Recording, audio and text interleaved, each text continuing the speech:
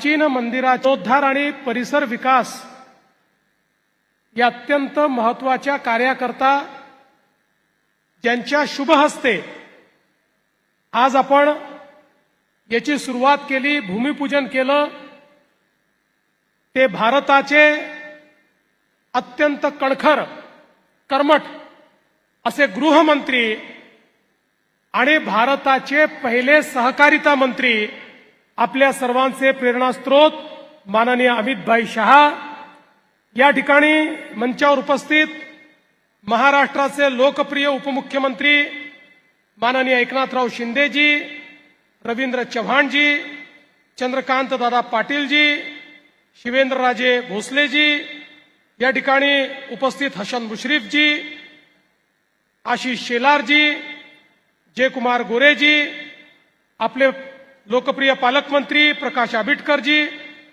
विनय कोरेजी, माधुरीताई मिसाळ, राजेशजी क्षीरसागर, धैर्यशीलजी माने, धनंजयजी महाडिक, सुश्री रूपाराणी निकम, सुश्री शिल्पाताई खोत, श्री अमल महाडिक, श्री चंद्रदीप नरके, श्री शिवाजी पाटील, श्री अभिमन्यू पवार, श्री निरंजन डावखरे, श्री राजेंद्र पाटील यड्रावकर, श्री संजय मंडलिकजी, अशोकराव मानेबापू, प्रकाशजी आवाडे, या ठिकाणी उपस्थित विजयजी जाधव, कृष्णराव महाडिक, बाबासाहेब पाटील, समित कदम, नाथाजी पाटील, महेश जाधव, आदिल फरास, आपल्या महायुतीचे मंचासीन सर्व नेते आणि उपस्थित सर्व भगिनी आणि बंधूंनो, आज अतिशय आनंदाची गोष्ट आहे की आपल्या सर्वांचं जे स्वप्न होतं,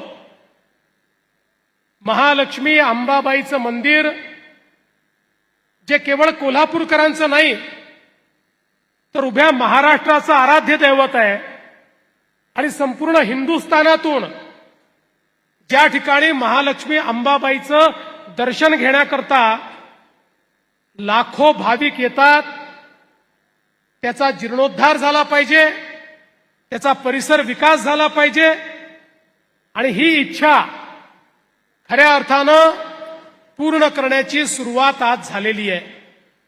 पण मला एक गोष्ट सांगायची आहे, महाराष्ट्रातल्या आणि कोल्हापूरकरांची जशी ही इच्छा होती तशीच मनापासनं ही इच्छा दिल्लीमधूनही एक व्यक्ती व्यक्त करत होते आणि ते व्यक्ती म्हणजे आपले अमित शहा.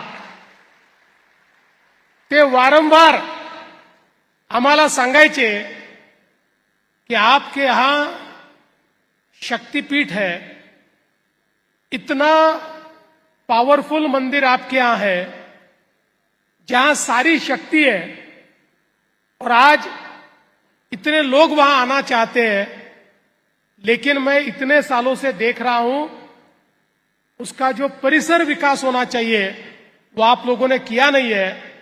आपको जो मदद लगेगी भारत सरकार भी करेगा, लेकिन महाराष्ट्र सरकार ने ये कार्य हाथ में लेना चाहिए असा सातत्याने त्यांनी आपल्याला आग्रह केला. आणि आज आनंदाची गोष्ट आहे की त्यांच्याच हस्ते आणि आदरणीय वहिनींच्या हस्ते आपण या मंदिराचं भूमिपूजन या ठिकाणी केलं आहे. खरं म्हणजे आपल्या सगळ्यांना माहिती आहे, अमित भाई हे कोल्हापूरचे जावई आहेत. आदरणीय अमित भाई, मैं आपको बताना चाहता हूं, अभी 4 दिन पहले अधिक मास समाप्त हुआ. आप 4 दिन लेट आए क्योंकि हमारे महाराष्ट्र की एक परंपरा है, या अधिक मास में धोंड्याचा महीना होता है और इसमें जवाई की सेवा करनी पड़ती है. जो दामाद होता है उसको बुलाकर उनकी सेवा करना, ये अधिक मास में हम लोग मिलकर करते हैं.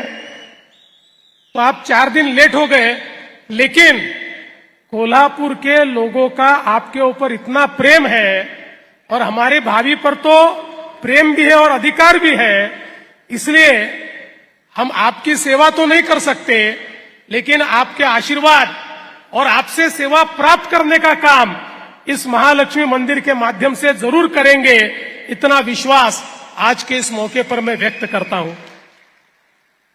खरं म्हणजे देशाचे माननीय प्रधानमंत्री आदरणीय नरेंद्र मोदीजी यांनी जो मंत्र आपल्याला दिला, विकास भी और विरासत भी, आज आपला वारसा, आपली परंपरा याचं प्रतीक असलेलं हे महालक्ष्मी अंबाबाईचं मंदिर आहे.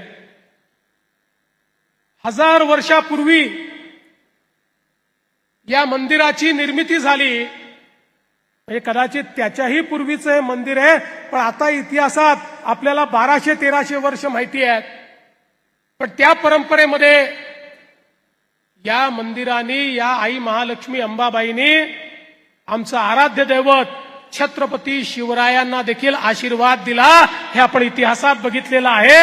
आणि छत्रपती शिवरायांनी देखील अनेक वेळा या मंदिरात येऊन आईचं दर्शन देखील घेतलं आणि या मंदिराकरता मोठ्या प्रमाणात दान देखील दिलं. हे देखील आपण बघितलेलं आहे. ज्यावेळी संपूर्ण भारतामध्ये आमच्या मंदिरांचा विनाश होत होता, त्यावेळी खऱ्या अर्थानं पुण्यश्लोक अहिल्यादेवी होळकर यांनी ज्या प्रकारे आमच्या मंदिराचं पुनरुज्जीवन केलं, तो इतिहास देखील आपण बघितला आहे. आणि म्हणूनच आज आपण पाहतोय तीच परंपरा पुन्हा देशामध्ये माननीय मोदीजींच्या नेतृत्वात सुरू झाली. आणि आता संपूर्ण भारतामध्ये एक सांस्कृतिक पुनर्जागरण होताना दिसतंय. पुन्हा एकदा आमच्या संस्कृतीकडे, आमच्या परंपरेकडे आम्ही त्या ठिकाणी जातो आहोत. आणि आमचं जे आराध्य दैवत आहे, ज्या आराध्य दैवतांनी आमच्या संपूर्ण या जीवनामध्ये आम्हाला आशीर्वाद दिला, अशा आराध्य दैवतांचं पुनरुज्जीवन करण्याचं कार्य चाललेलं आहे. मला अतिशय आनंद आहे की मोठ्या प्रमाणात या ठिकाणी या मंदिराच्या परिसराचं काम होणार आहे. या मंदिरात जिथे 50 लाख भाविक येतात आणि असं मानलं जातं की तिरुपती बालाजींचं दर्शन घेतल्यानंतर आई अंबाबाई महालक्ष्मीचं दर्शन घेतल्याशिवाय बालाजी भगवान आपल्याला पावत नाहीत.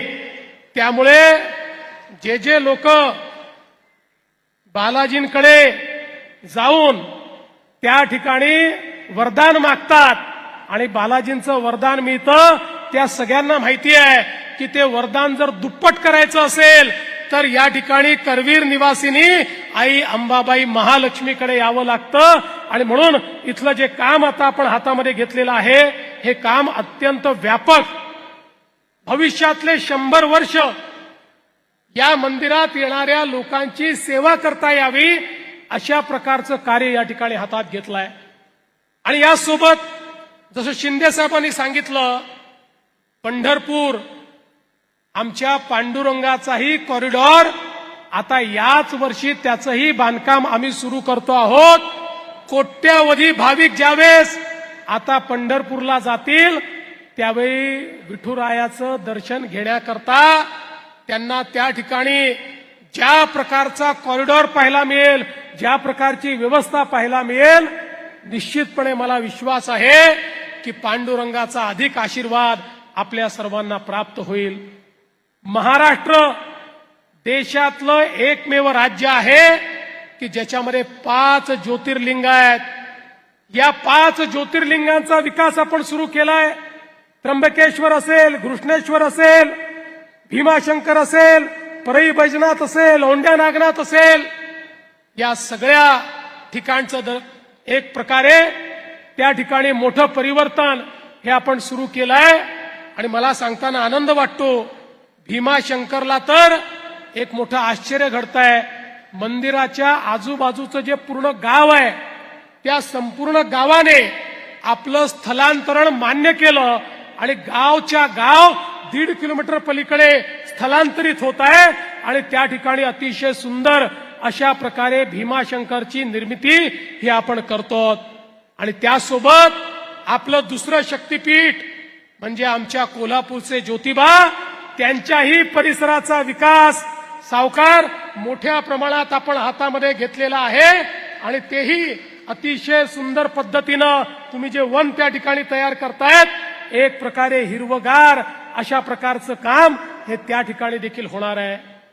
हे सगळं होत असताना मला या गोष्टीचा आनंद आहे की ही जशी आमच्याकरता अध्यात्माची पंढरी आहे, ही जशी आमच्याकरता आमचं शक्तीपीठ आहे, तसा हा सगळा परिसर सहकाराची देखील पंढरी म्हणून ओळखला जातो.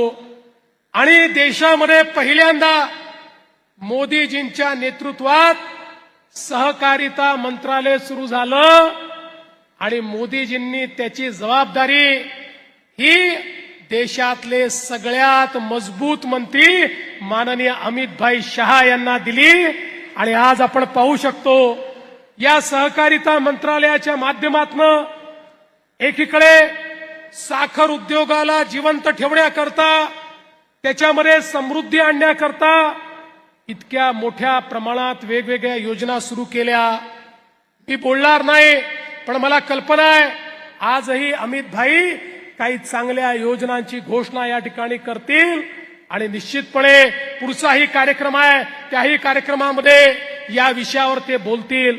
पण केवळ साखर उद्योग नाही तर संपूर्ण सहकाराला एक नवीन स्वरूप देण्याचं काम या देशामध्ये आणि महाराष्ट्रामध्ये माननीय अमितभाईंच्या माध्यमातून चाललं आहे.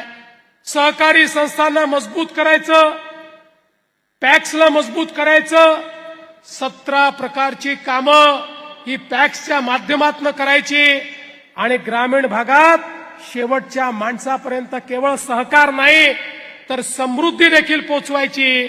अशा प्रकारचं कार्य माननीय अमितभाईंच्या माध्यमातून चाललेलं आहे. आणि म्हणून बंधू भगिनींनो, आज मी फार काळ बोलणार नाही. अमितभाईंना ऐकण्याकरता आपण सगळे आलो आहोत, पण मी मनापासनं अमितभाई आपले आभार मानेन. सहकारितेच्या क्षेत्रात आपण जे कार्य केलं त्याबद्दल संपूर्ण महाराष्ट्राच्या वतीनं मी आपले मनापासनं आभार मानतो, आपल्याला धन्यवाद देतो. आणि पुन्हा एकदा करवीर निवासिनी आई महालक्ष्मी अंबाबाईचा आशीर्वाद आपल्याला असाच मिळत राहो अशी आईच्या चरणी प्रार्थना करून माझे 2 शब्द संपवतो. जय हिंद, जय महाराष्ट्र.